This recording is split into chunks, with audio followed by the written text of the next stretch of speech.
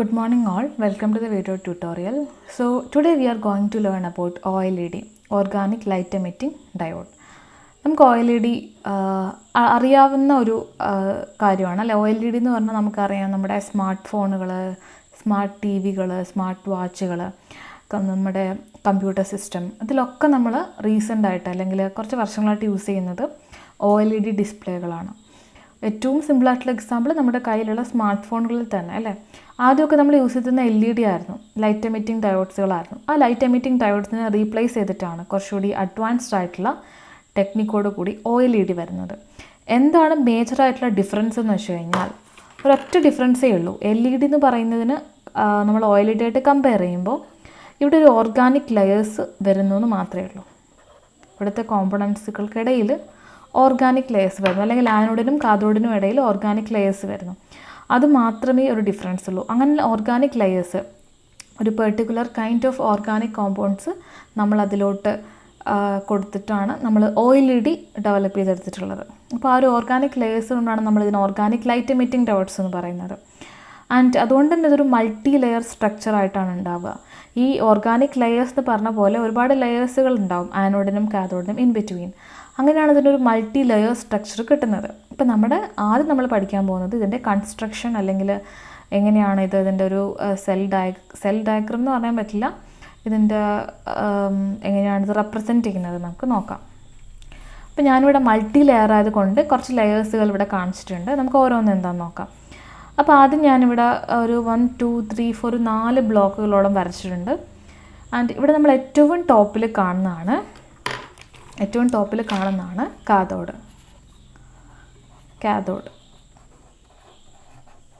Cathode ഉണ്ടാവും. And ഓർക്ക് കാഥോഡായിട്ട് നമ്മൾ മോസ്റ്റ്ലി യൂസ് ചെയ്യുന്നത് ബേരിയം, അലൂമിനിയം, കാൽഷ്യം, ഇതൊക്കെയാണ്. ആൻഡ് ഇതിൻ്റെ ഏറ്റവും ബോട്ടത്തിൽ കാണുന്ന ഈ ഒരു പോർഷൻ ആണ് ആനോഡ്. ഏറ്റവും ബോട്ടത്തിലൊരു പോർഷൻ ഉണ്ട്, പക്ഷേ വർക്ക് ചെയ്യുന്ന ഒരു പോർഷൻ എന്ന് പറയുന്നത് ആനോഡാണ്. ആനോഡായിട്ട് നമ്മൾ യൂസ് ചെയ്യുന്നത് ഇൻഡിയം ടിൻ ഓക്സൈഡാണ്. എന്താണ്? ഇൻഡിയം ടിൻ ഓക്സൈഡാണ്. ആ പേര് ഓർത്ത് വെക്കാം. ഇനി ഇതിൻ്റെയും താഴെ ഒരു ലെയർ ഉണ്ട്. നമ്മളത് നോർമലി അതൊരു സപ്പോർട്ടിങ് OLED സപ്പോർട്ട് ചെയ്യുന്നൊരു ലെയറാണ്. നമുക്ക് സബ്സ്ട്രേറ്റ് എന്ന് വേണമെങ്കിൽ പറയാം. അതൊരു സപ്പോർട്ട് പോലെ കൊടുക്കുന്നത്. ആക്ച്വലി അതെന്താ ചെയ്യുന്നത്? സപ്പോർട്ടിങ് OLED സപ്പോർട്ട് ചെയ്യാനുള്ളൊരു ലെയർ മാത്രമാണ് സപ്പോർട്ടിങ് OLEDs. അത്രയേ ഉള്ളൂ ആ ഒരു ലെയറിൻ്റെ ഇമ്പോർട്ടൻസ്. ഇനി അത് കഴിഞ്ഞ് നമ്മളിവിടെ മിഡിലോട്ട് പോകുമ്പോഴാണ് ഇമ്പോർട്ടൻ്റ് ആയിട്ടുള്ള കുറച്ച് ലെയറുകൾ നമുക്ക് കാണാൻ പറ്റുന്നത് അല്ലേ. വളരെ ഇമ്പോർട്ടൻ്റ് ആയിട്ടുള്ള കുറച്ച് ലെയറുകളാണ്. ആൻഡ് ഈ ഒരു നെഗറ്റീവ് ചാർജ് ഉള്ള ലെയറിന് നമുക്ക് എമിസീവ് ലെയർ എന്ന് വിളിക്കാം. Emissive layer electron transporting layer എന്നും കൂടെ ഇതിനൊരു പേരുണ്ട്. ഇലക്ട്രോൺ ട്രാൻസ്പോർട്ടിംഗ് ലെയർ, നമുക്ക് അതിലോട്ട് വരാം. ആൻഡ് അതായത് ചില ടെക്സ്റ്റ് ബുക്കുകളിൽ എമിസീവ് ലെയറിന് പകരം ചിലപ്പോൾ ETL കാണും. ഇലക്ട്രോൺ ട്രാൻസ്പോർട്ടിംഗ് ലെയർ, ഇലക്ട്രോണിനെ ട്രാൻസ്പോർട്ട് ചെയ്യുന്ന ലെയറാണ്. അതേപോലെ പോസിറ്റീവ് ചാർജുള്ള ലെയറിനെ നമ്മൾ കണ്ടക്റ്റിംഗ് ലെയർ എന്ന് വിളിക്കും. Conducting layer. അതിനെ തന്നെ നമുക്ക് ഹോൾ ട്രാൻസ്പോർട്ടിംഗ് ലെയർ എന്ന് പറയാം. ഹോൾ ട്രാൻസ്പോർട്ടിംഗ് ലെയർ, ഹോൾസിനെ ട്രാൻസ്പോർട്ട് ചെയ്യുന്ന ലെയറുകൾ. അത് നമുക്ക് എക്സ്റ്റേണലി ഇതൊരു നമ്മൾ പൊട്ടൻഷ്യൽ കൊടുത്തിട്ട് ഇത് കണക്ട് ചെയ്യാം. ഇങ്ങനെയാണൊരു സെൽ റെപ്രസെൻറ്റേഷൻ, അല്ലെങ്കിൽ നമുക്കൊരു കൺസ്ട്രക്ഷൻ ഓഫ് OLED വരുന്നത്. അപ്പോൾ നിങ്ങൾ വരക്കുമ്പോൾ ഇത്രയും ബ്ലോക്കുകൾ എന്തായാലും നിങ്ങൾ കാണിക്കുക. എന്നിട്ട് ഓരോന്നും നിങ്ങൾ അതിൻ്റെ ഇമ്പോർട്ടൻസ്, ഇവിടെ നമ്മൾ ഏതാണ് യൂസ് ചെയ്യുന്നതെന്നുള്ളത് വളരെ ഇമ്പോർട്ടൻ്റ് ആണ്. അത് നിങ്ങൾ ബ്രാക്കറ്റിലങ്ങ് കാണിച്ചു കൊടുക്കുക. അപ്പോൾ ഇത്രയാണൊരു ഡയഗ്രാം അല്ലെങ്കിൽ കൺസ്ട്രക്ഷൻ ഓഫ് OLED. സോ നമുക്ക് നെക്സ്റ്റ് ഇനി വർക്കിംഗ് നോക്കാം. OLED എങ്ങനെയാണ് വർക്ക് ചെയ്യുന്നത്. അപ്പോൾ ആക്ച്വലി നമ്മളിവിടെ എക്സ്റ്റേണലി നമ്മൾ കണക്ട് ചെയ്യുന്നുണ്ട്, പൊട്ടൻഷ്യൽ അപ്ലൈ ചെയ്യുന്ന സമയത്ത് നമുക്ക് നോർമലി ആനോഡിൽ ഓക്സിഡേഷൻ, കാഥോഡിൽ റിഡക്ഷൻ, ഇതേപോലത്തെ പ്രോസസ്സുകൾ ഇവിടെ നടക്കും. ആൻഡ് ഇവിടെ ചെയ്യുന്നത് എന്താണെന്ന് വെച്ചാൽ ഇലക്ട്രോൺസിനെയും ഹോൾസിനെയും ഉണ്ടാക്കുന്നു എന്നുള്ളതാണ്. Electrons and holes are injected from a cathode and anode. അപ്പോൾ ഇലക്ട്രോൺസിനെ കാഥോഡ് ഇഞ്ചക്ട് ചെയ്യും, അതേപോലെ ആനോഡ് ഹോൾസിനെയും ഇഞ്ചക്ട് ചെയ്യും. അപ്പോൾ ഇങ്ങനൊരു ഇത് പൊട്ടൻഷ്യൽ കൊടുത്തത് സ്റ്റാർട്ട് ചെയ്യുന്ന സമയത്ത് ഇവിടെയുള്ള കാഥോഡ്, ഇപ്പോൾ നമ്മളിവിടെയാണ് കാഥോഡ് എന്ന് പറഞ്ഞു, ഇപ്പോൾ ബേരിയം ആണെങ്കിൽ ബേരിയം, അല്ലെങ്കിൽ ഇവിടെ ആനോഡായിട്ട് ഇൻഡിയം ടിൻ ഓക്സൈഡ് ആണെങ്കിൽ ഇൻഡിയം ടിൻ ഓക്സൈഡ്. അപ്പോൾ അത് എന്താ ചെയ്യുന്നത് അവിടെ? ഹോൾസിനെ ഡൊണേറ്റ് ചെയ്യും അല്ലെങ്കിൽ ഹോൾസിനെ ഇൻജെക്റ്റ് ചെയ്യും. അങ്ങനെ ഈ 2 ലെയറിലും അത് കംപ്ലീറ്റ് ആവും. ഇനി ശ്രദ്ധിക്കേണ്ട ഒരു കാര്യം, നമ്മളിവിടെ പഠിച്ചത് ഈ ലെയർ എന്ത് ലെയറാണെന്ന് പറഞ്ഞു? കണ്ടക്റ്റിംഗ് ലെയറാണെന്ന് പറഞ്ഞു അല്ലേ? കണ്ടക്റ്റിംഗ് ലെയറിൽ നമ്മൾ ആക്ച്വലി എന്ത് ചെയ്യുന്നുണ്ട്? ഒരു കണ്ടക്റ്റിംഗ് പോളിമർ വെച്ച് ഫില്ല് ചെയ്യുന്നുണ്ട്. അപ്പോൾ ഇവിടെ നമ്മൾ യൂസ് ചെയ്യുന്ന കണ്ടക്റ്റിംഗ് പോളിമർ നമുക്കറിയാവുന്ന പോളി അനിലിനാണ്. ഓക്കെ, അതേപോലെ നമ്മുടെ നെക്സ്റ്റ് ലെയറായിട്ടുള്ള എമിസീവ് ലെയറിൽ നമ്മൾ ഇതേപോലെ ഫില്ല് ചെയ്യുന്നുണ്ട്. എമിസീവ് ലെയറിൽ നമ്മൾ ഫില്ല് ചെയ്യുന്നത് അടുത്ത പോളിഫ്ലോറിൻ എന്ന് പറയുന്ന പോളിമറാണ്, പോളിഫ്ലോറിൻ. അപ്പോൾ 2 ലെയറിൽ നമ്മൾ ഓർഗാനിക് മെറ്റീരിയൽസ് ഫില്ല് ചെയ്യണം, എന്നാൽ മാത്രമേ നമുക്ക് ഈ പ്രോസസ്സ് നടക്കുള്ളൂ. ഓർഗാനിക് ലെയേഴ്സിൻ്റെ ആവശ്യമുണ്ട്. അതേപോലെ ഈ കണ്ടക്റ്റിംഗ് ലെയറിൻ്റെ പർപ്പസ് എന്താണ്? കണ്ടക്റ്റിംഗ് ലെയർ ആക്ച്വലി ചെയ്യുന്നത് ട്രാൻസ്പോർട്ട് ഹോൾസ് ഫ്രം ആനോഡ് അല്ലേ? കണ്ടക്റ്റിംഗ് ലെയർ ചെയ്യുന്നത് ഇവിടുന്ന് വരുന്ന ഹോൾസിനെ ട്രാൻസ്പോർട്ട് ചെയ്യാണ് ഈ ലെയർ ചെയ്യുന്നത്. ട്രാൻസ്പോർട്ട് ചെയ്യും, മൂവ് ചെയ്യാൻ വേണ്ടി ഹെൽപ്പ് ചെയ്യും. അതേപോലെ അതുകൊണ്ടാണ് നമ്മളിതിനെ HTL എന്ന് വിളിച്ചത് നേരത്തെ, ഹോൾ ട്രാൻസ്പോർട്ടിംഗ് ലെയർ. സിമിലർലി നമുക്കിവിടെ കാണാൻ പറ്റുന്നൊരു കാഴ്ചയാണ് എന്താണ്? MSC ലെയർ ചെയ്യുന്നത് ട്രാൻസ്പോർട്ട് ഇലക്ട്രോൺസ് ഫ്രം കാഥോഡ്, ഇലക്ട്രോൺസിനെ ട്രാൻസ്പോർട്ട് ചെയ്യാൻ ഹെൽപ്പ് ചെയ്യുന്നു. അതുകൊണ്ടാണ് നമ്മൾ എമിസീവ് ലെയറിനെ ഇലക്ട്രോൺ ട്രാൻസ്പോർട്ടിംഗ് ലെയർ എന്ന് വിളിച്ചത്. ഇത്രയാണ് ഇവിടെ നടക്കുന്ന പ്രോസസ്സുകൾ. ഇനി ഇങ്ങനെ നടന്നു കഴിഞ്ഞാൽ, അതായത് ഹോൾസും ഇലക്ട്രോൺസും ഉണ്ടാവുന്നു. ഇങ്ങനെ ഹോൾസും ഇലക്ട്രോൺസും ഉണ്ടായിക്കഴിഞ്ഞാൽ നമുക്കറിയുന്ന കാര്യമാണ് ഹോൾസിൻ്റെ മൊബിലിറ്റി ആൻഡ് മൊബിലിറ്റി ഓഫ് ഹോൾസിൻ്റെ മൊബിലിറ്റി എടുത്തു കഴിഞ്ഞാൽ which is greater than that of electrons mobility. ഇലക്ട്രോൺസിൻ്റെ മൊബിലിറ്റീനേക്കാളും കൂടുതലാണ്. അതായത് കുറച്ച് സ്പീഡിൽ ഹോൾസിന് മൂവ് ചെയ്യാൻ പറ്റും. അങ്ങനെയുള്ള മൂവ്മെൻറ്റ് കൊണ്ട് ഈ ഹോൾസ് പെട്ടെന്ന് തന്നെ എമിസീവ് ലെയറിൽ എത്തും. അതായത് ഇതിന് മൈഗ്രേഷൻ പെട്ടെന്ന് നടക്കുന്നതുകൊണ്ട്, മൂവ്മെൻറ്റ് പെട്ടെന്ന് സ്പീഡിൽ നടക്കുന്നതുകൊണ്ട് ഈ ഹോൾസ് ട്രാൻസ്പോർട്ട് ചെയ്ത് പെട്ടെന്ന് തന്നെ എമിസീവ് ലെയറിലെത്തും. അപ്പോൾ എമിസീവ് ലെയറിൽ ആരുണ്ട്? എമിസീവ് ലെയറിൽ ഇലക്ട്രോൺസ് ഉണ്ട്. അപ്പോൾ ഈ ഇലക്ട്രോൺസുമായിട്ട് ഇത് കമ്പൈൻ ചെയ്യുകയാണ് ചെയ്യുന്നത്. അപ്പോൾ എമിസീവ് ലെയറിലെത്തി ഇലക്ട്രോൺസുമായിട്ട് കമ്പൈൻ ചെയ്യും. അപ്പോൾ ഇലക്ട്രോൺസുമായിട്ട് കമ്പൈൻ ചെയ്യുമെന്ന് പറഞ്ഞാൽ അതൊരു ഹ്യൂജ് പ്രോസസ്സാണ് അല്ലേ? അപ്പോൾ അവിടുന്ന് ആക്ച്വലി ഒരു ന്യൂട്രലൈസേഷൻ പോലെ തമ്മിൽ കമ്പൈൻ ചെയ്യുമ്പോൾ ആ പ്രോസസ്സിനെ നമ്മൾ വിളിക്കുന്ന പേര് റീകോമ്പിനേഷൻ എന്നാണ്. റീകോമ്പിനേഷൻ. ഇലക്ട്രോൺസും ഹോൾസും തമ്മിൽ മീറ്റ് ചെയ്യുന്ന ആ ഒരു പോയിന്റിന് റീകോമ്പിനേഷൻ എന്നാണ് നമ്മൾ പറയുന്നത്. അപ്പോൾ റീകോമ്പിനേഷൻ നടക്കുന്ന സമയത്ത് ഈ electrons and the recombination of electrons and holes leads to the emission of light energy. അപ്പോൾ അത് ലൈറ്റ് എനർജീനെ എമിറ്റ് ചെയ്യും.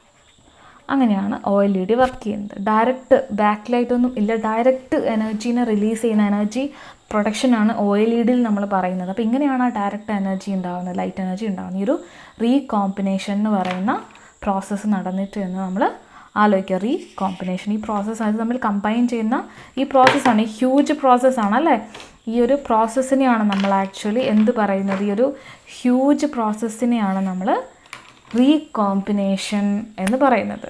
റീകോമ്പിനേഷൻ. ഇവിടെ എനർജി ഉണ്ടാവും, ലൈറ്റ് എനർജി പ്രൊഡ്യൂസ് ചെയ്യും. അങ്ങനെയാണ് OLED വർക്ക് ചെയ്യുന്നത്. Next, how to apply organic material in between anode and cathodes. അപ്പോൾ നമ്മൾ ഓർഗാനിക് മെറ്റീരിയൽസ് അപ്ലൈ ചെയ്യുന്നത് എമിസീവ് ലെയറിലും കണ്ടക്റ്റീവ് ലെയറിലും ആണല്ലോ. അപ്പോൾ ഇതിന് ഡിഫറെൻറ്റ് പ്രോസസ്സുകളൊക്കെ ഉണ്ട്. ജസ്റ്റ് അതിൻ്റെ നെയിം മാത്രം ഞാനിവിടെ പറയാം.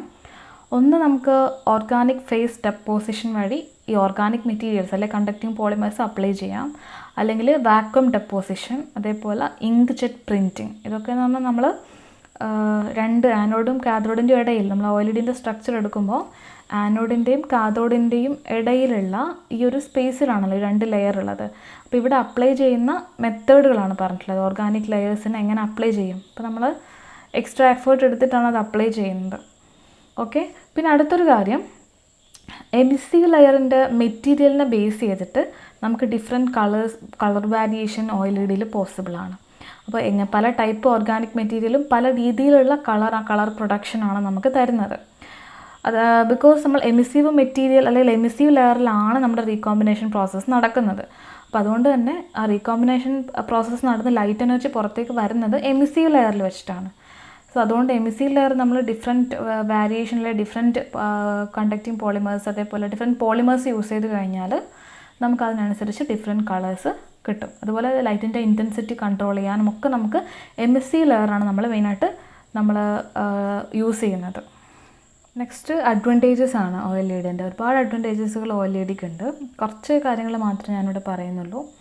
ഒന്ന് ലൈറ്റ് വെയ്റ്റ് ആണ്, അതേപോലെ ഫ്ലെക്സിബിൾ പ്ലാസ്റ്റിക് സബ്സ്ട്രേറ്റ് ആണ് നമ്മൾ യൂസ് ചെയ്യുന്നത്. അപ്പോൾ അതുകൊണ്ട് തന്നെ ഈ പ്ലാസ്റ്റിക് സബ്സ്ട്രേറ്റ് യൂസ് ചെയ്യുന്നത് കൊണ്ട് തന്നെ ലൈറ്റ് വെയ്റ്റഡ് ആയിരിക്കും ഈ OLED എന്ന് പറയുന്നത്. Then better power efficiency. അല്ല, OLEDക്ക് പവർ എഫിഷ്യൻസി ഒക്കെ ഒരുപാട് ബെറ്റർ ആണ് LEDനെ കമ്പയർ ചെയ്യുമ്പോൾ. കോൾഡ് ലൈറ്റനിങ് സോഴ്സസ് ആണ്. ഹീറ്റ് ജനറേറ്റ് ചെയ്യുന്നില്ല, അല്ലെങ്കിൽ ഹീറ്റ് ജനറേറ്റ് ചെയ്യുന്ന വളരെ ട്രേസ് എമൗണ്ട് ആണെന്ന് നമുക്ക് പറയാം.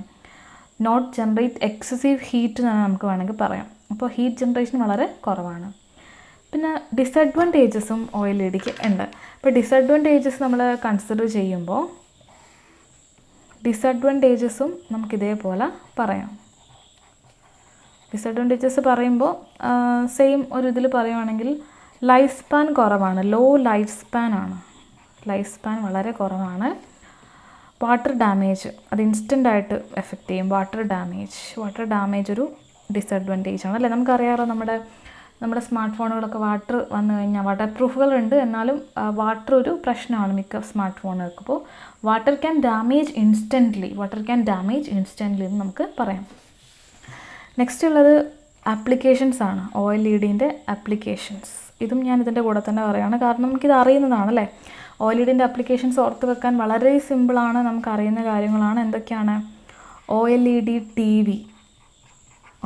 ടിവികൾ, OLED ക്യാമറ, അല്ലേ? OLED ക്യാമറയിൽ നമ്മൾ അതേ സ്ക്രീനാണ് യൂസ് ചെയ്യുന്നത്. പിന്നെ നമ്മൾ പറഞ്ഞ സ്മാർട്ട്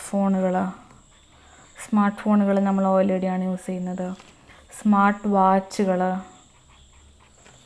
വാച്ച് വിത്ത് OLED സ്ക്രീനുള്ള വാച്ചുകളുണ്ട്. അപ്പോൾ ഇതിനൊക്കെ നമ്മൾ OLED ആണ് യൂസ് ചെയ്യുന്നത്. അപ്പോൾ നമുക്ക് ഏറ്റവും നമ്മുടെ ഡെയിലി ലൈഫിൽ കണക്ട് ചെയ്യാൻ പറ്റുന്ന ഒരു കാര്യമാണ് OLED. അപ്പോൾ നിങ്ങൾക്ക് ഇതിനെക്കുറിച്ച് കൂടുതൽ അറിയണമെങ്കിൽ നിങ്ങൾ ഇതുപരമായിട്ട് കുറച്ച് കാര്യങ്ങളൊക്കെ സെർച്ച് ചെയ്തിട്ട് കൂടുതൽ OLEDൻ്റെ കാര്യങ്ങൾ നിങ്ങൾക്ക് അറിയാൻ പറ്റും.